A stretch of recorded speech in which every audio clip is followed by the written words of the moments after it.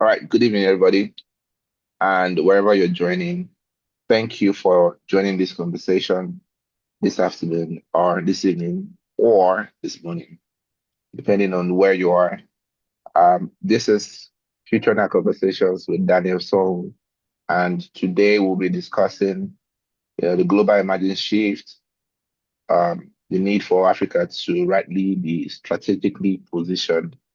And on this conversation, I have some of the best minds in Africa.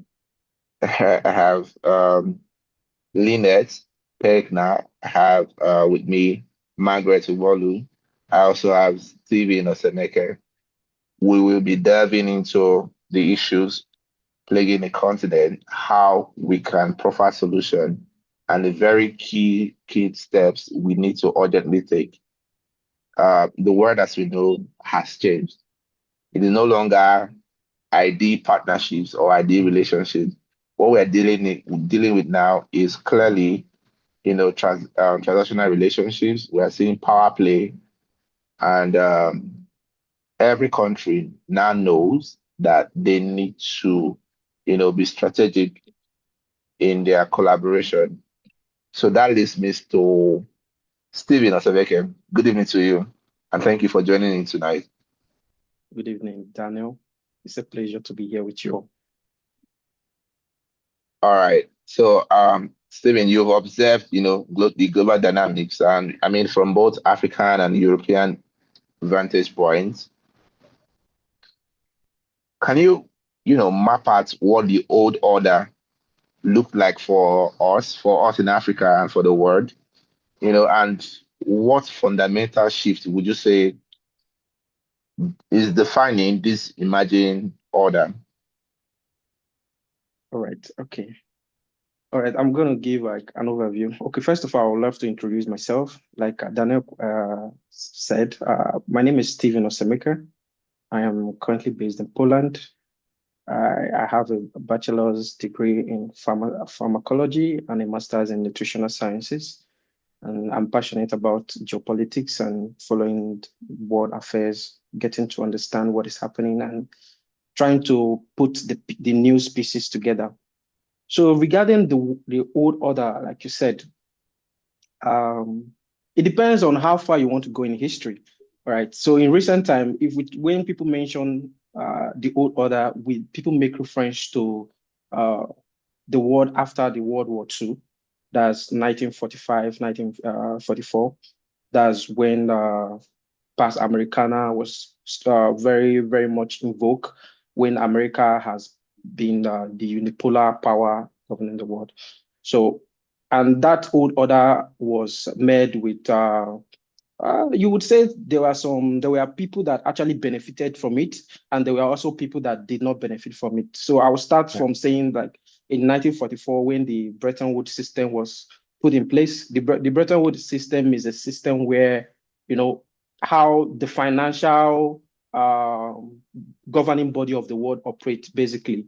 So, and that system actually bet the IMF and United Nations, World Bank, and that economic architecture was mainly dominated by the Western and industrial powers. And Africa was, at that time, the role of Africa was largely structural. You know, it was more integrated as a supplier of raw materials and a recipient of developmental aid. You know, you understand. So rather than Africa was not really like a key player. It was more it was an extraction system where Yeah. the Western powers actually extracted so much from Africa.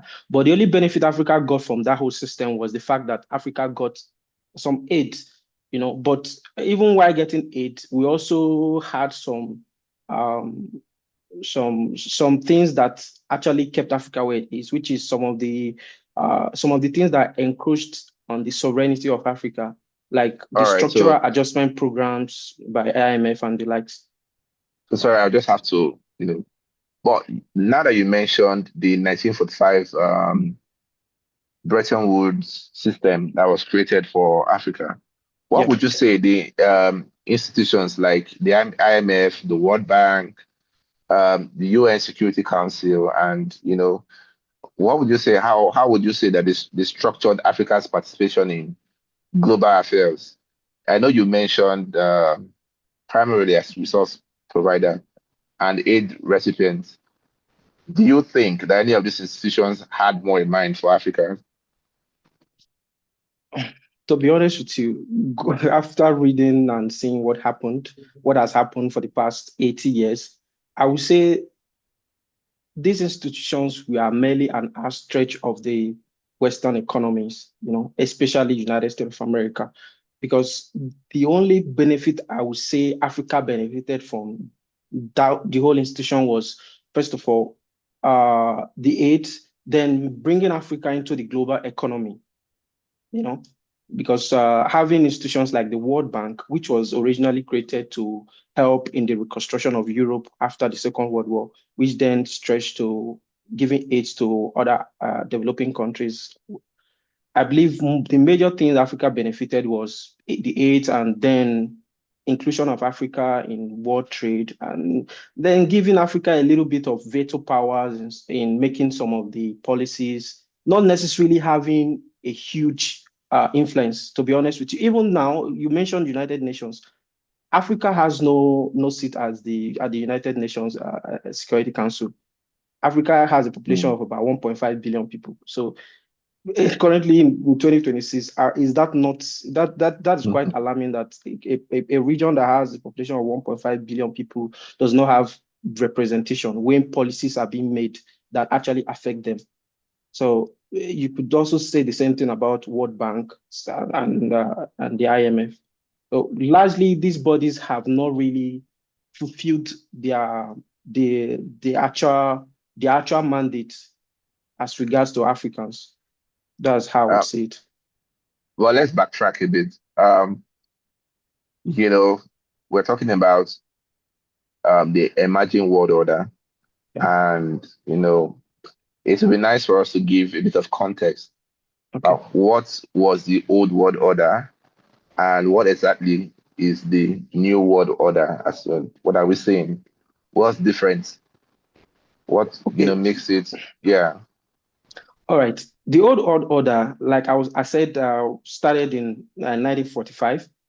At the end of the Second World War, United States became the most powerful economy in the world because the European economies were all destroyed due to the chaos that came with the war. And China was also part of the Second World War, and also, you understand, China was invaded by Japan and the rest of the story. So after the Second World War, we saw a very strong United States of America.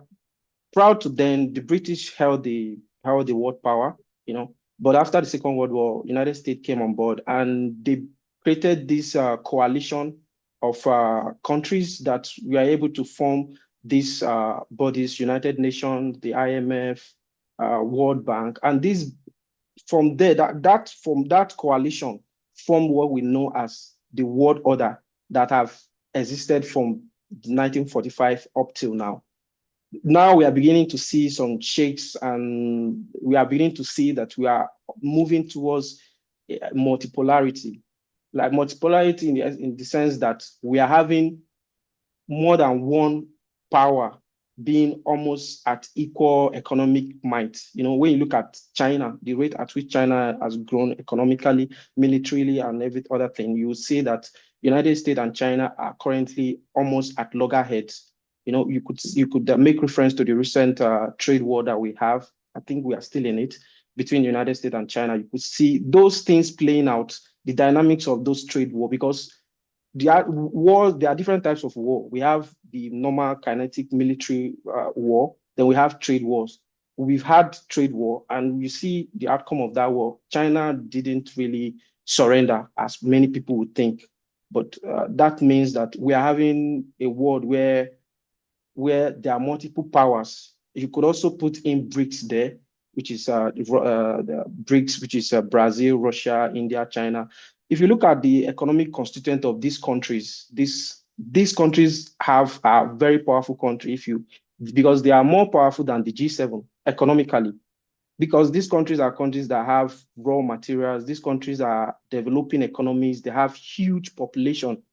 Because if you look at the West, there's this downward trend in their population Population. as compared to the global South, and global South is the global majority.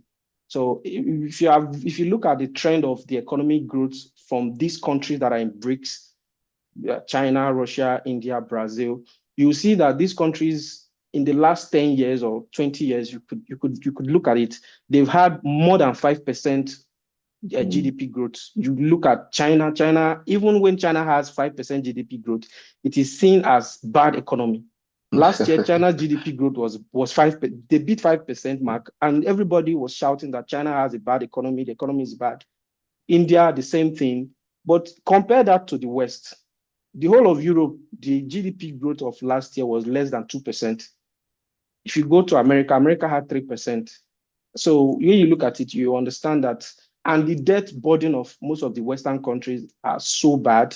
The debt ratio, America has a debt burden of almost more than 100% of its GDP. Same thing you could say for Germany, France, the Mm. UK. Most of the Western economy, they are in serious problem when it comes to their economical strength. So when you compare that to this emerging block of BRICS, you understand that there are new kids on the block. There's an emerging nations that have so much might that they can confront the existing order, which is why Mm. most analysts say that we are in a very fundamental time in our history because of this All shift right. that is happening. So now we've gotten to the point where we would say, power transitions. We're basically moving from what we say is, Pans Americana to something, more multipolar, as you mentioned. Yeah. But I like to pinpoint it directly to the African population. What exactly does this mean for us as, the African people? From your perspective, is it simply replacing Western dominance with Chinese influence, as we've seen is some nations that has decided to source their funding for infrastructure like railway and all of that from Chinese nations, or is there something more nuanced happening? So, what exactly does this mean for us in Africa? All right. Thank you very much. Yeah, this is like bringing it home to how we benefit, or is this a good thing? This multipolarity that everyone is talking about, is it a good thing from the African standpoint? I would say there's no one answer that fits it. So it depends on where each nation, each country in Africa, because Africa is a country of about 54 countries, and these countries Yeah, all sure. have different foreign policies and their present condition. So for me, as an African, I would say that a multipolar world benefits Africa more in the sense that African countries can now renegotiate the agreements they've had with their Mm, colonial masters. Take example, what is happening in the, let's say, Burkina Faso, Niger, most of these Francophone countries that recently have had new military leaders. You agree that even though we are our choice of governance in Africa, we often want democracy, but what you agree with is that most of these countries that have practiced democracy for more than 60 years, has it really given us the benefits of what we wanted? Has it really given us the promise that it ought to give us? That I mm. believe I will leave you to answer that if you are from Nigeria, so you can tell. So what does this multipolar world do? What does it mean to an African?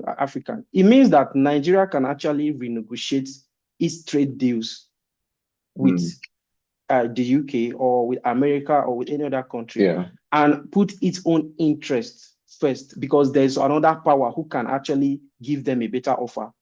You understand? Mm, So that's what it means, yeah. that Nigeria can have multiple partners. Prior to this moment, like let's say 30 years ago, Nigeria any country cannot decide to shift. Just like if you take, for example, in Niger Republic, all of it, they just decided to end their bilateral agreement with France because they felt that another country was giving them something better. That is multipolarity in practice because there's an option. But in a world where there's just one unipolar power, you can't actually do that. You understand? There's no So if freedom. there's no freedom to make that choice. You understand? There was this conference I was watching where a European journalist was asking Indian's foreign minister Jaishankar. He Yeah, was trying to guilt trip him for the fact that India buy Russian oil, Russian energy. You know, Russia has been in war with Ukraine for the past yeah. 3 years now. And he's trying to ask him, why is India doing that? Like, why? And the response that Jaishankar gave him was that India will do what India will Is do there based one? on Yes, what is beneficial the to interest. India. Yes. You So understand? I'm going to just ask one last question for now. There, other than choice, is there any other opportunity you see that Africa, has from all of this for multipolarity? Other opportunities. Yeah, other than freedom of choice. Yeah, there are, of course, there will definitely be other opportunity because whenever a new dimension, whenever the world enters a new era or a new dimension, a new order, is a time for people to stake their claim. Mm, You absolutely. understand? It's actually a time for nations to stake their claim because, like I said earlier, the United Nations Security Council, Africa doesn't have a representative there, which means that a decision can be made against Africa and nobody will be there to stand in for us. Imagine a population of 1.5 billion people. So a time Billions like from. this, looking at what is happening in the world, the fact that United States is stretching its hands and wants to, like, when the sleeping lion wakes up and he wants to go out again. If you watch the recent speech from Marco Rubio, United States Foreign Secretary, you will see that That's at that Munich. yeah, that at the Munich Security Council, that speech he gave was more like a wake-up call to the Europeans and Americans to continue what they have stopped doing, which is the pillaging of the global south. Because according Well, to I him, I I will stop you there. I will stop you there. uh, Well, just to take one quote from the president of France, Emmanuel Macron, said that Europe has to wake up, that Europe has to realize that the world is in a war, or the world is fighting at the moment. And why I wouldn't want to dive, I really want to quickly talk to Lynette. Hey, Lynette, good afternoon to you, or good evening. Good evening. Hello. So, from what we've been saying so far, one of the beautiful thing about you is that you understand not just the global perspective, but you're also on ground. You're also trying to function from, let me use the word, your corner. So I'm just going to ask you, from your global perspective, which of the sectors, do you think offer Africa the best opportunity to create value and influence in this changing world order? How do we really say, for us as a people, these are the sectors that we have to maximize and leverage? Yeah, these are really important questions at such a critical time. I think before we go any further into the sectors, the global demands and our structural strengths, we have to actually understand that education is the fundamental basis of this. And Africa needs to invest in the education of Africans so that we understand who we are, who we want to be, and why we are perceived the way we are currently perceived. Apart from Mm, that, of course, after we have worked on the mindset, the education, we have our own curriculum that suits the mm, African people, we can move into other sectors.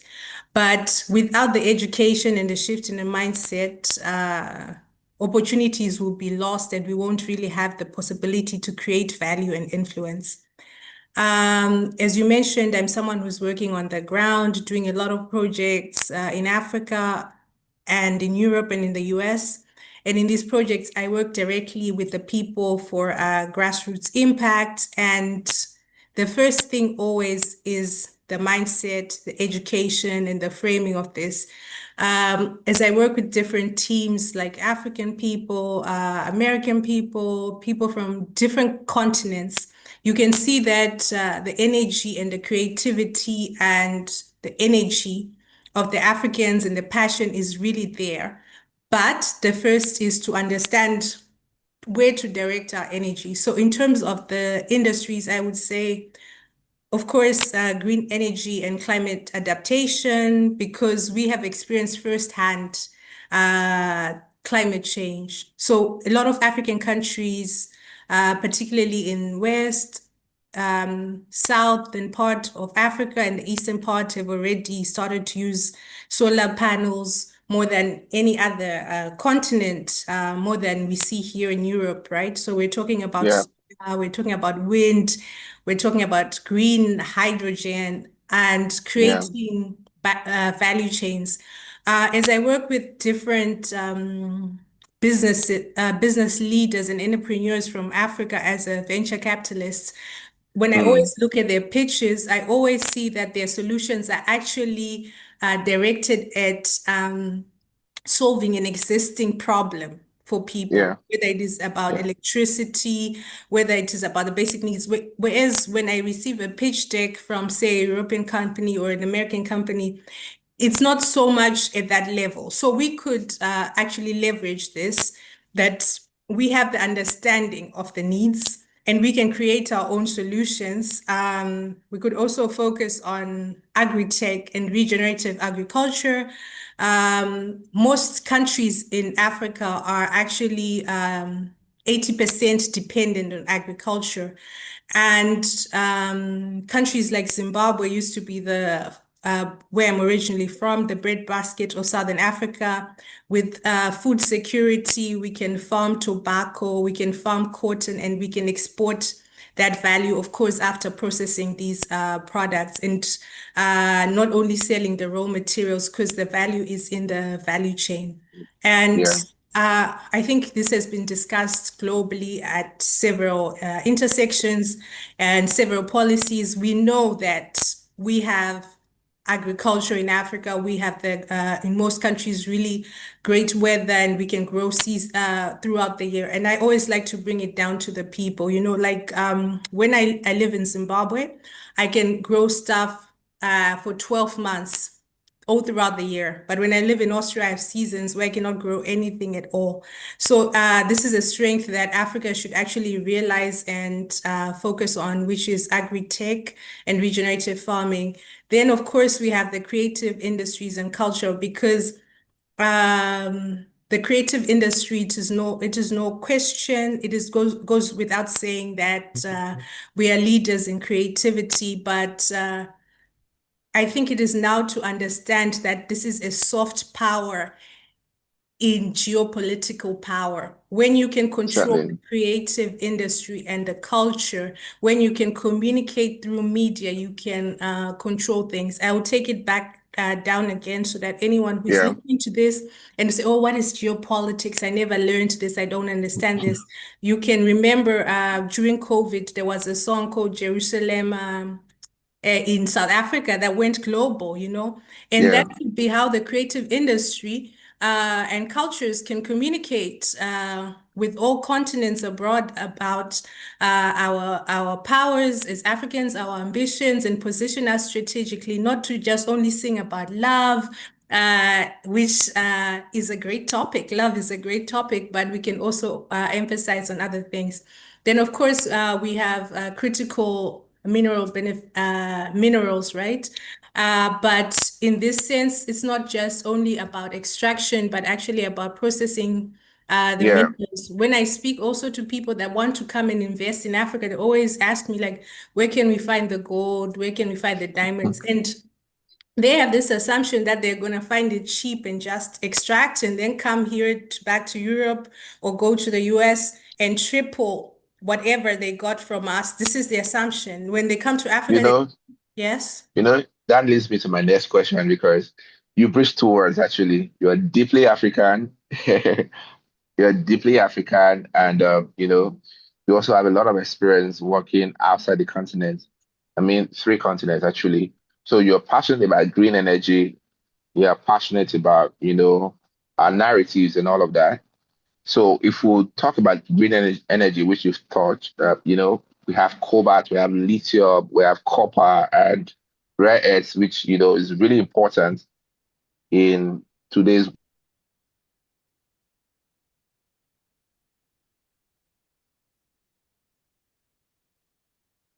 Oh, I think we lost Daniel there, right?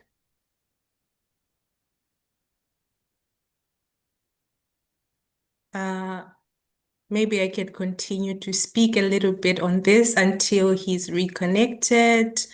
Yeah, so we have all these minerals, and Africa actually is a regional mineral sourcing hub. But because we don't process our own minerals and we are like looking for quick money, the quick buck, we are actually losing out from how we can become leaders in this. There are a lot of diamonds, Kimberley diamonds. In Tanzania, they have the Tanzanite. In Zimbabwe, we have a lot of, but I think we have to, like I said, the education has to change first, and our mindset has to change when we understand that what we're actually doing doesn't serve us, and it doesn't serve future generations. When we understand that, I think we can make a shift. I don't know, Stephen, what do you think about that? I agree wholeheartedly with you because if you look at the example that China has actually set before us, because China in our lifetime is the only country that actually moved almost 1 billion people out of poverty. China was able to move its 800 million people from abject poverty to now out of poverty. And you look at China today, China is like a miracle. I think China is the biggest miracle of the 21st century. And how were they able to do this? China were able to do this by investing heavily in education and technical know-how.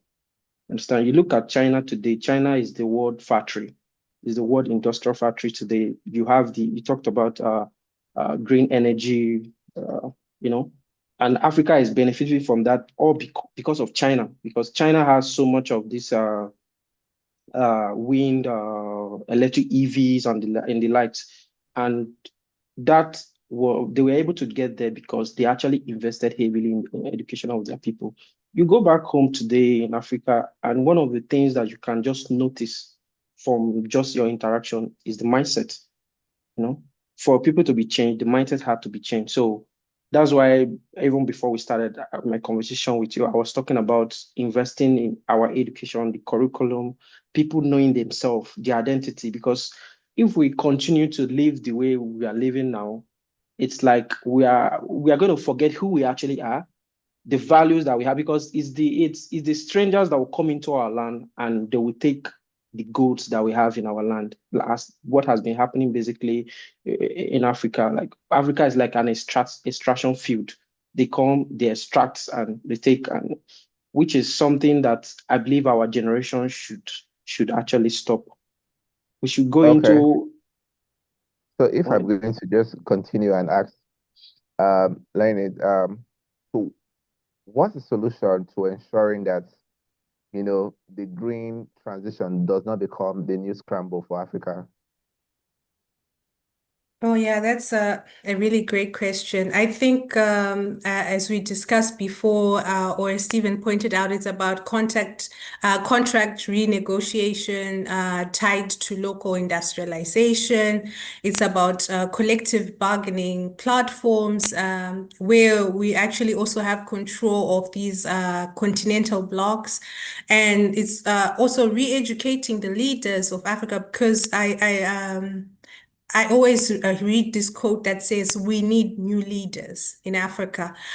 This is because most of the leaders went to the liberation struggle and they fought for our independence, and they didn't get an opportunity to get educated. So we can, many nations in Africa can actually be very educated, where the youth are very educated, but they are being led by someone who only has up to grade 2 education, which is They can speak, they have been trained, but this is where the fight is between the youth and the older generation because we're not reasoning at the same capacity, you know. And so when we send these people to represent us, of course, they will come back with a weaker contract or a negotiation than we would want. So I think it's about intergenerational dialogue where we can support them and their wisdom that they have gained over the years and the leadership and the experiences that they gained from the liberation where they liberated us a few years ago, and we can come in with that input. And I also think that uh, it's about creating clusters where if something works in Nigeria, we're also understanding it, that it also can be implemented in South Africa and can also be implemented in Tanzania if it applies. Instead of waiting for Poland, for the Netherlands, for example, just random examples, to come and implement these, we can make clusters within the continent and find solutions within the continent because these can be and are stronger than clusters that we receive from outside.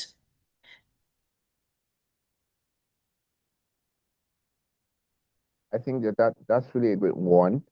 That's really a good one. I'm going to delve into some of the things you do. I'm going to delve into some of the things you do, and I'm trying not to poke your brain so much on. When we spoke, you talked so much about narrative control, need for narrative control. But before we go into narrative control, I just want to ask, how do you think that we can position ourselves as leaders in terms of energy supply rather than just suppliers? What steps do you think we need to take? Practical steps you think we need to take to move us from just being suppliers to leaders, actual leaders? Yes, Meaning, yeah, go thank you. on. I can give examples when I'll go back again to the pitch decks of business leaders that I receive from the continent. They don't emphasize on owning the intellectual property. They just want to build something, and there's this desire to just have a short-term solution. So I think we must invest in actually the intellectual property because some of these inventions you actually realize that they came from Africa, but then the Chinese copied it and then they implemented it and scaled it, and so it became their idea. It seemed like they discovered it. But if we can have this owning of the intellectual property, and if we can also uh, build skilled talent pipelines, I think then we will not be suppliers because there's so much knowledge and there's so many of us who are very educated, who we can then bring this information together, who have worked in various big organizations across the world and even on the continent. If we can just bring the diaspora together and the continent, the people living on the continent together, then we can actually build on these skilled talent pipelines. And this is how we will understand that we cannot be leaders if we are just suppliers, because the narrative will be linked to the one that has the intellectual property. Yeah. That's that's really instructive what you've given. And I'm going to ask you just this one question before I go to narrative control, because we've had a bit of conversation, around this. And one of the things that I thought that I was going to always ask you is if you were going to advise the African governments or any African government, or you had to advise the African Union, what would your, maybe on green energy, what would your three non-negotiables be? Sorry, I missed that. It was a bit faint. All right. I was saying that if you're going to advise the African Union or African government, what would your three non-negotiables be? Okay. I would say that the African Union should reject all extremes. Africa should neither be a tragedy nor a hype. This would be the first one. reject extremes. We have a great example of the late President Robert Gabriel Mugabe, who stood by what he said and he rejected extremes. So the second one would be once we make a decision like this is who we are, this is what we stand for, we should obviously just continuously stand by that and position ourselves there. And the next would be that I would advise them that when investment does flow, let us actually make impact with that, because it's not like Africa is not getting investment. Uh, but it's like the people that receive the investment are using it for personal gain.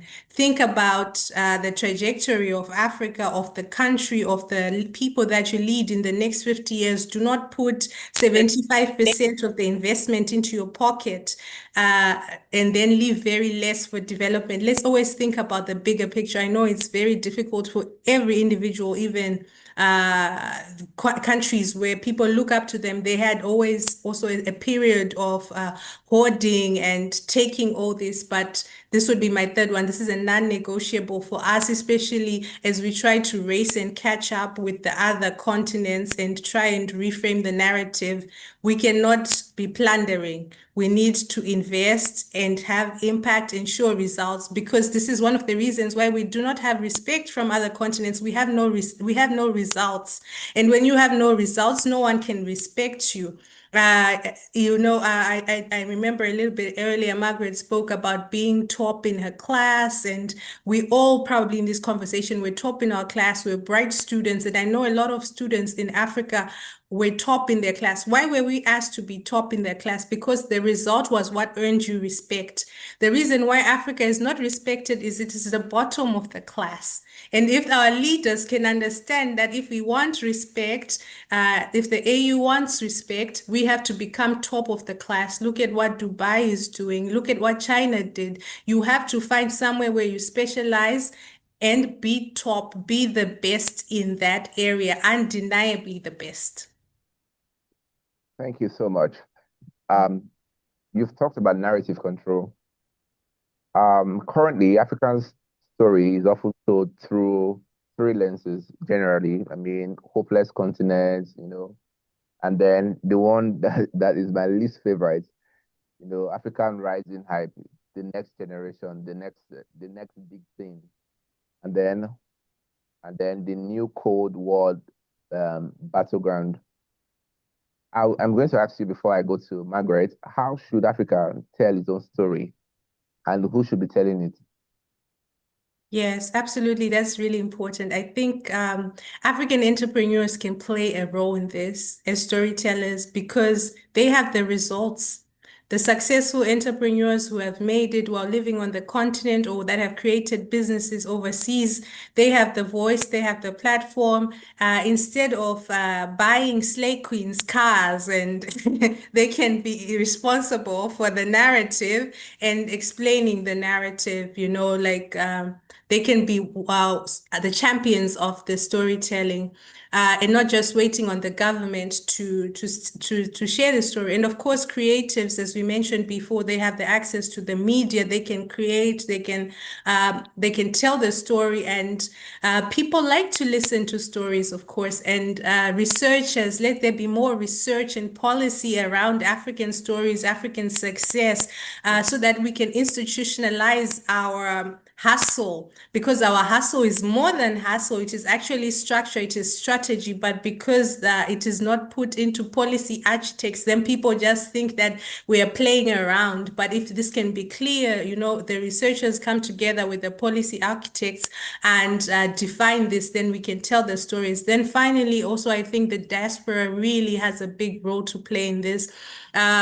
There's so many of us outside, and when we see each other in the diaspora, we give a nod. I see you. But apart from seeing me, you can be responsible for passing on my story. You can be responsible for passing on the story of the continent. We are some of the most mischievous in passing on the wrong narrative. When we're told, how is your home country, we say negative things. And this is the narrative that people then believe. But then if we can feel the power and perceive ourselves with power and integrity, and we can speak to our claims, then they will perceive us differently. Hold your head up, right, up high, speak positive about the diaspora has such a huge role. We are contributing about 100 billion per year to the African continent.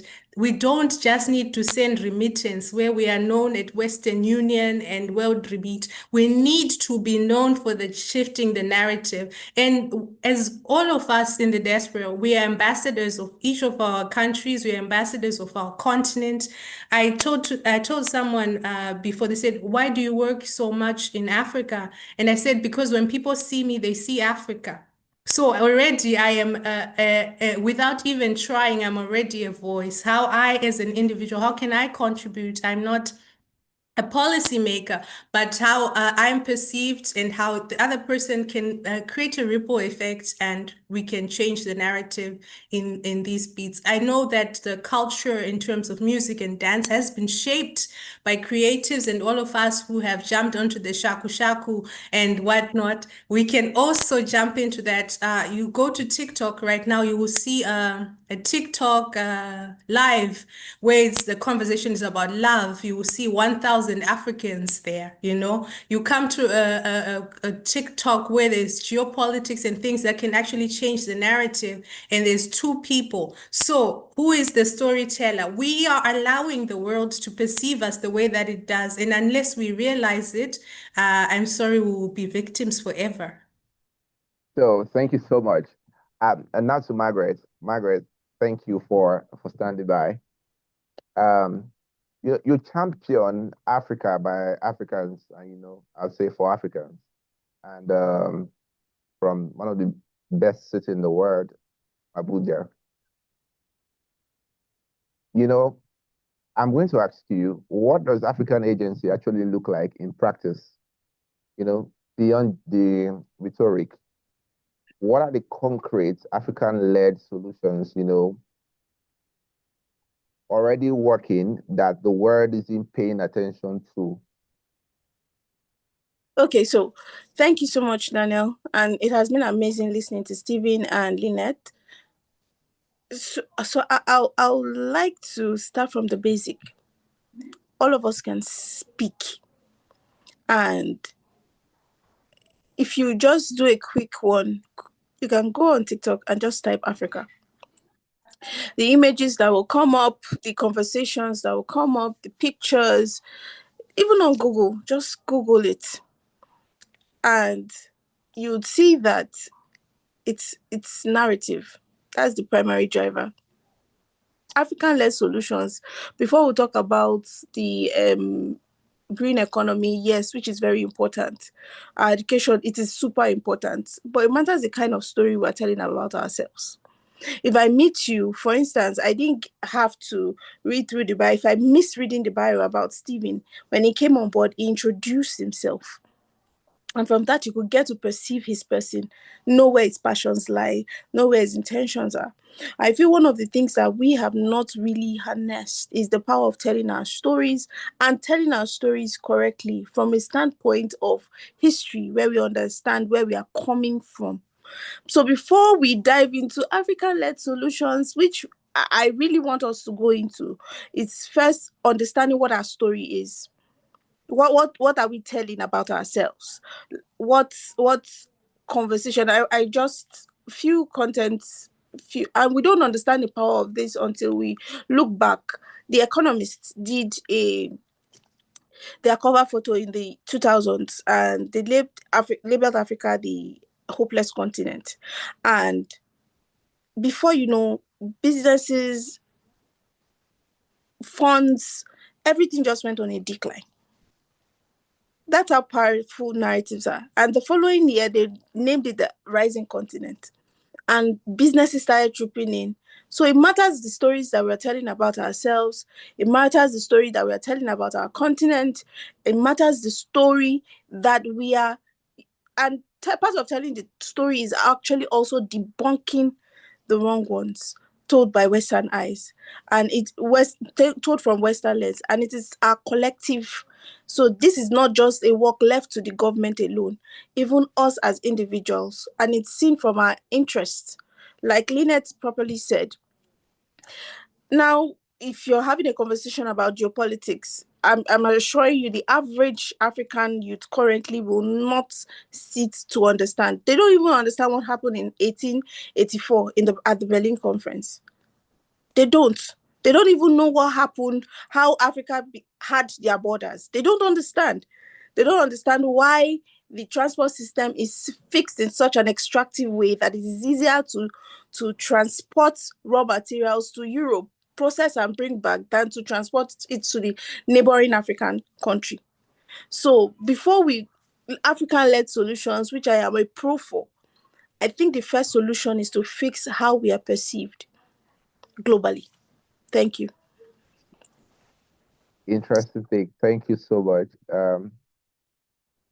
You know, I'm going to ask you some of the most pressing questions that have been in my heart. You know, most of the times, critics, you know, they argue that African solutions mean, you know, 55 different national approaches with minimal coordination. And sometimes you also hear that the AU lacks, you know, enforcement mechanisms, and that regional bodies like ECOWAS or EAC might have impressive treaties, but they have weak implementation. How would you respond to that? We can't deny results are always the answer to every questions. Uh, everybody will please or everybody will appeal or appease whoever put them or voted them in. I say that in parable. Thomas Sankara said something. He said, whenever you see me praising the West, just know that I have sold my country. Everybody, every leader, and I don't want to, because what we're seeing across the continent, first, I would like to start individually for each of the country. What we're seeing across the continent is rise in leadership that is so ignorant of what is going on in the life of the average citizen. First, yes, there's a role of citizens to play in continental building, but we see a rise, and a steady decline also in servant leadership. A lot of misunderstanding as to why you should be in power, how long you should be in power, and what you should do while you're in power. So I leave that there. For the case of the AU, we've seen that the problem is not enforcing these policies, because the Alliance of Sahel States have proven that these things are possible. Just early this year, late last year, they pulled in a sum of $894 million to open a bank, an investment bank, where they get loans to build their economy, void of conditions that actually stifle their growth, which we see in the loans received from IMF and World Bank, and the spiral of debt of borrowing loans to pay back loans, which we see in most African countries. And for some, they just increase their loan ratio, their loan profiles, $18.9 billion, with no visible result as to what the funds were used for.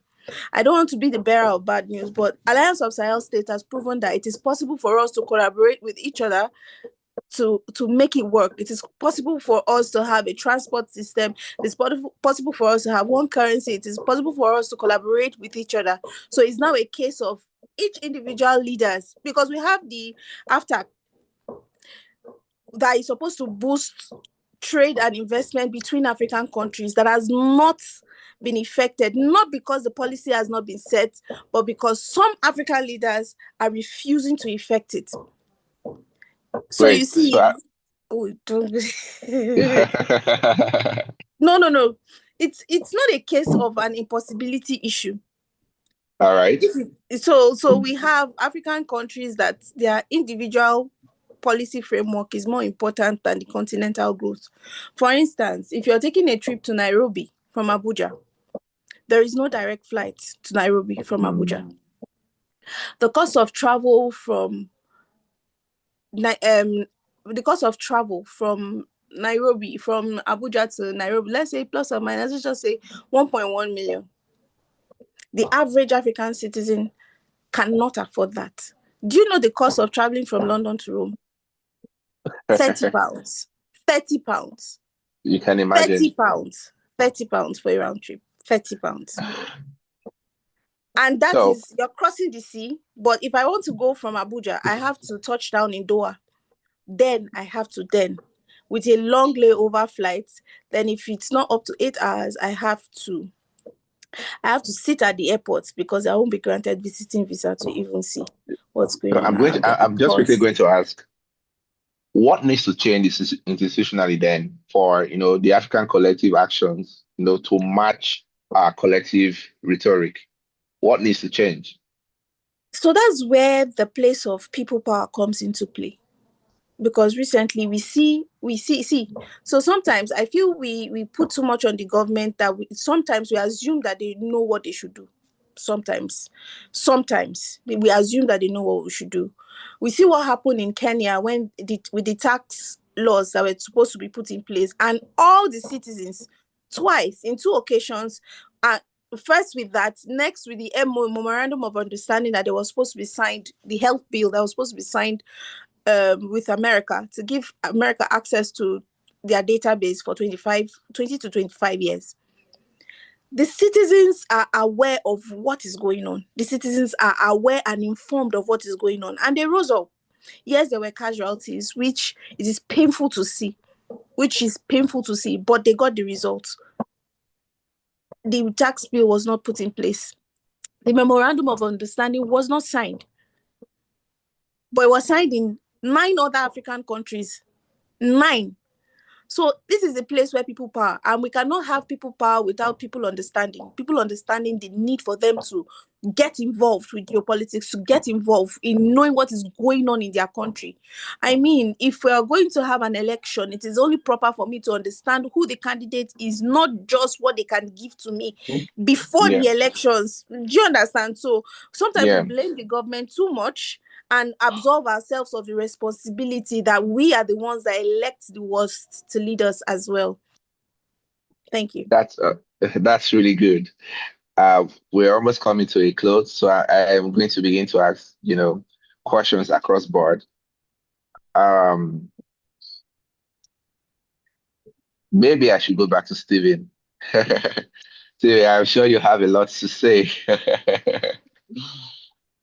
I'm sure you have a lot to say. So I'll just ask one or two.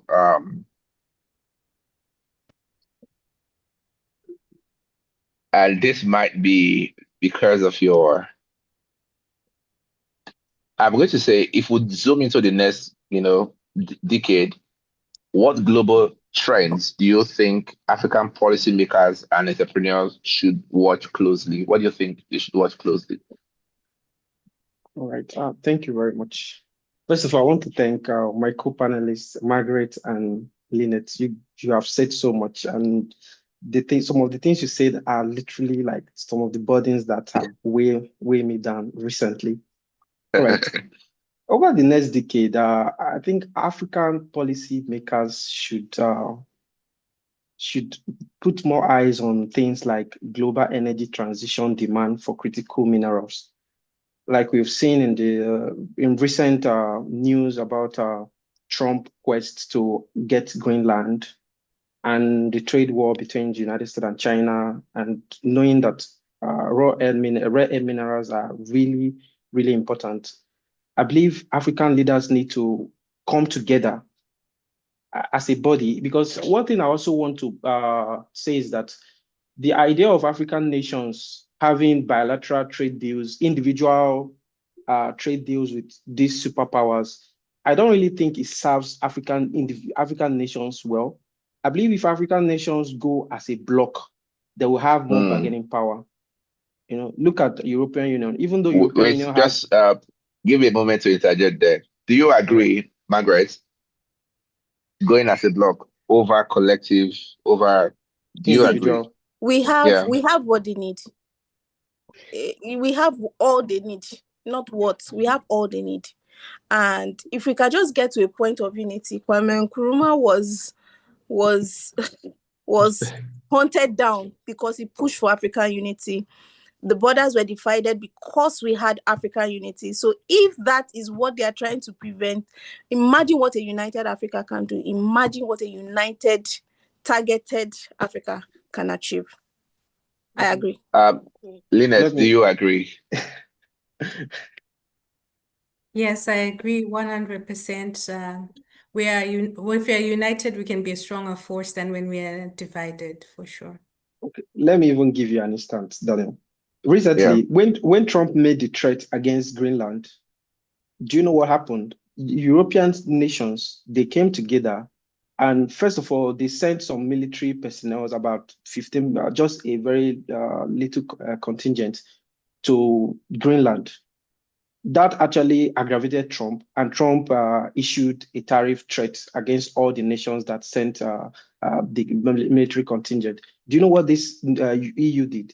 EU as a bloc decided to, they have one trade, they call it the bazooka in the EU Parliament. Like, it's a framework that they use against cohesion. They actually created a framework to be used against China, but they said they were going to use that against United States. It was like a threat. You could see that these individual countries came together.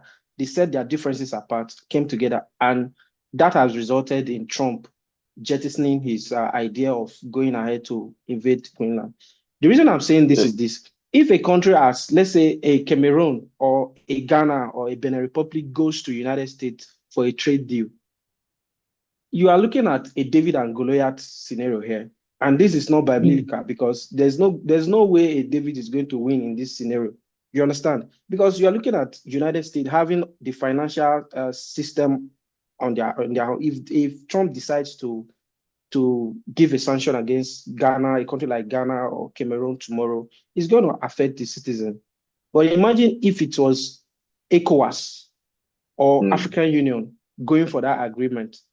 So that is one particular thing that will change a lot of things if African leaders can actually come together to unite. Even the South African president made the call for African unity now, I'm because going to ask Margaret, sorry. We've not talked about African continental free trade. okay. I believe that that's one area that Africans in general agree on. We were excited about it. Do you think so far it has achieved what it wants to achieve, It Margaret? has not been implemented yet. So what we're saying is posturing. It's just there. We're excited about it. I think it has been passed since 2018, but it has, because you actually, it's a myriad of factors. Actually, one of it is we don't have the transport system to support that. Yeah. It's easier, but the policies around country borders also don't. For instance, it's easier, like I said, to transport your tea to Europe and then bring back the tea bags, the tea leaves, the raw material there, and then distribute within Kenya, than for you to process in Kenya and then distribute. The cost of doing that far outweighs the benefit. And And But until we I'm going to start, ask, sorry, because of okay, time, yes, uh, conversations like this want to go on and on. I understand. We have some other time. But I'm going to ask Lynette her final question. Hey, Lynette. So I'm going to ask, and I think this will be the most important question I would ask you. Maybe I would ask two. The first one would be, how long do you think we have to improve our global positioning? How long do you think we have to improve our global positioning right now? And if we had to pick, an area to pick to lead globally within the next decade, what area? Is it energy? Is it digital? Is it manufacturing or governance? Yes, I will speak from a business person's perspective. And I would say from a business person's perspective, The world is waiting for Africa, contrary to other things. They are waiting for us. This is why they're developing all these diversity policies within different countries. They're waiting for us and they want us to take our space and our stand. There's never been such a time in history like now for Africa. There are so many things that have shifted. And if African people can understand, if we can understand that there has never been a time in history like now, not 1980, not 1964, the world has also opened so many possibilities for us. In as much as we may be delayed, we cannot be denied anymore.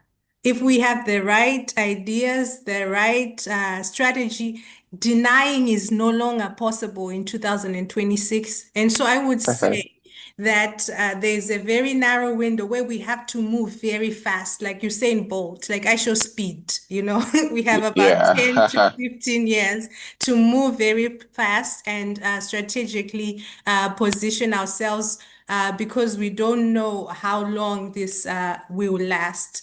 There's a All lot right. going on with the AI revolution. The internet is an open source.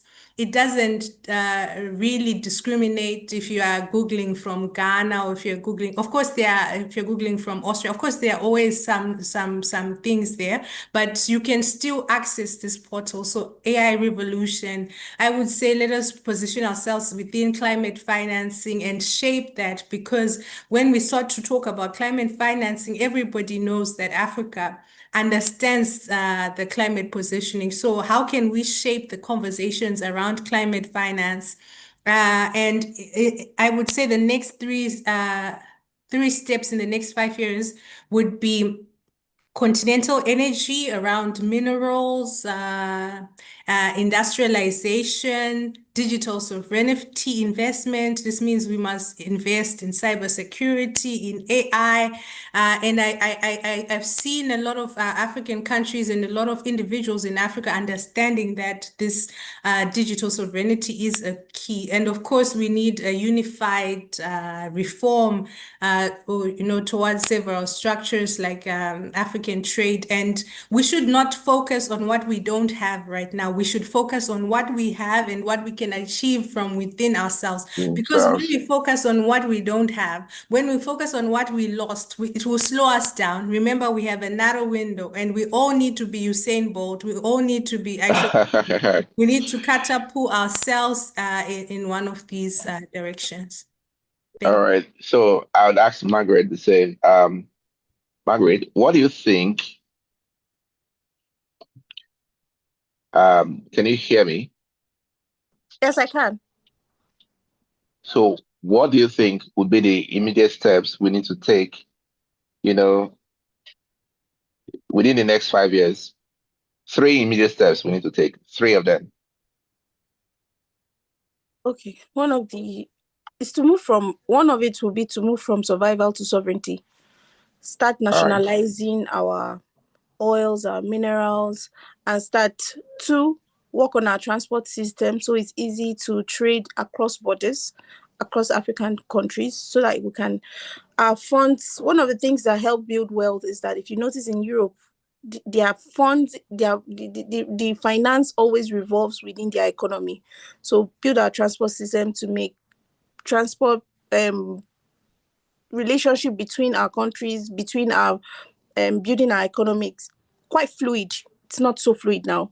Then three, of course, would be to tell our own stories. You can't blame somebody else Definitely. for how you are perceived. Yeah, it's true. One of the countries that does that really well is America. Another, it's Yeah. Rwanda. So, and Yeah. they have really great economies. So I feel those are some of the things we need to pay attention to. Steven, three things you think we need to work within the next 5 years. All right. Like I said, I was mentioning them earlier when you asked me earlier. I said one of the things should be the global energy transition and demand for critical minerals. Yeah. African leaders need to follow like the trends around this so that they can avoid repeating exploitative mineral agreements that we've had in the past. because one of the reasons why a country like Nigeria that have discovered oil for more than More 3 than decades yes. still yet Yeah. to have a functioning refinery. The only one we have right now is built by a private citizen. It's because of some of the exploitative agreement we have. Another thing that African leaders should focus on is digital governance and AI. Africa must invest strategically in digital infrastructure, like owning their own data, owning their own infrastructure, Yeah. like because data is like the oil of the future. You could see LLMs and other AI systems, you will see that most of the things that they feed on is data. And so Africa needs to have this huge investment in this, is in owning their own infrastructure or having a centralized governance policy around AI. Because AI is like, this is like we are transcending into a different era of technology with AI itself. So African leaders, we need people who knows what this is all about. We need people who are thinking far ahead before the whole AI trend becomes a thing. Like let's say in the next 5 years. Then we also need. Yeah, you wanted to say something? Yeah, I was going to ask, why has nobody talked about the youth population of Africa and how that is, I was I was going to say about that. Yeah, because Africa needs to. Maybe I should just make this an open thought for everybody. Yeah. With what we're seeing from African youths, level of engagement and comparatively to level of education, and do you think at the moment our population is an advantage? Because our youthful population is an advantage only when it is highly educated, highly skilled, and futuristic in its approach. But from your personal analysis, 30 seconds each, what do you think? All right, let me just, since Steven. I'm the one speaking. All right. One of the other point I wanted to mention about the things that the African leaders need to invest in, look at the trend they need to look at is human capital development. Currently Africa's population is estimated around 1.5 billion people. So and Africa is the fastest growing continent. Yeah, and 60% of that population is youthful. Yeah, and imagine looking at Nigeria, for example, about 70% of Nigeria are below 25. So Nigeria, for example, is a very young country to sort of put. So to fully capitalize on this demographic potential, significant investment in education, skill development, and technological capacity is essential. There's nothing you could say about that. Do you think we can catch up, or we need to, like the Chinese did, leapfrog? We can catch up, we can leapfrog, because we are not trying to reinvent any new thing. We are already seeing the system that works. We already know that, teach this group of youth this thing, and they're going to learn it. We are not trying to invent anything. And with the internet, with AI and everything, it's very easy to impart knowledge and to transfer skills now. Okay, you understand? I'm going to allow Lynette to put in a contribution. I'm going to also ask you, do you agree that we can catch up or we should leapfrog? And if we're catching up, do you think that we're ever going to be able to brainstorm if all we know to do is all we've been taught? Yeah. I think in theory, it said we need to catch up, but in other ways, we are already ahead. We just need to put the structures and to make ourselves understandable to the world that we are already ahead, and particularly with the young people, how we are thinking. When you put something, what iron is shaped in struggles, and these struggles have shaped us and put us ahead. But it is for us to understand, and for the young people to understand, that we are now ahead. This is no longer 60 years ago when we were behind. This is no longer 1890 when Lobengula signed the treaty that sold the country for a teaspoon of sugar. This is the time of Daniel. This is the time of Stephen. This is the time of Ingrid. This is the time of Lynette Penkner, and we are ahead. Yes. So as the youth of Africa, let's be positive. Let's understand our power, and let us use it to drive momentum, to catapult progress for the continent and for the individual countries within the continent. So, Margaret. Yes, I agree with my two panelists. They've been a joy to speak with and also interact with. And I think this is where we also understand that it's not just the job of the government. We Yeah. need think tanks, business entrepreneurs, leaders, and we also have people who have gone ahead. We have Flutterwave. We have people who have gone ahead to prove that these things are actually possible. Come on. So this is where we need collaboration across public and private sectors so that we can catch up like I show speed, or not in the sense of to just bring the future here now, Yeah. because we already have people who are already living it that are Africans. Do you understand? So we need that Yeah. collaboration to make it faster so that it can have a ripple effect across board. Thank you. I think this is a very good place to end the conversation tonight. I mean, when to even mention Future Now, which is the platform which this conversation has had, it means that we've gotten to the cruise, we've discussed solutions, and we've tried to unwrap and delayer what seems to be ambiguous, and we've tried to put clarity into many of this, and I have to thank every of the guests here. I have to thank Stephen. I have to thank Lynette. I have to thank Margaret. Thank you for your profound insights, scholarly approach, and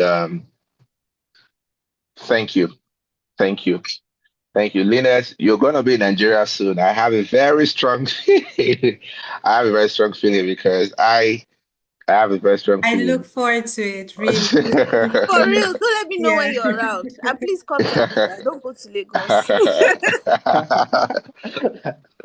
Go to Abuja. Abuja is the seat of power. And for those who would be watching after this, we do hope that you found this not just instructive and insightful, but you found this motivating for you to continue to model what it is for you, the ideal Africa should look like. If we're going to change the continent, it's going to start from people in their corners, everyone trying to do their bits the right way to model Africa the way the world should see it. That means that we must put away corruption.